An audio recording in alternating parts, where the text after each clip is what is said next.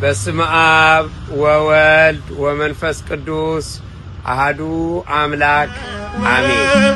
የሚኖር ዘላለም ሆነሻል እናቱ ተመርጠሽ ከዓለም ንጉሠ ነገሥቱን አቅፈሽ በክንድሽ ከሴቶች መካከል ማርያም ልዩ ነሽ።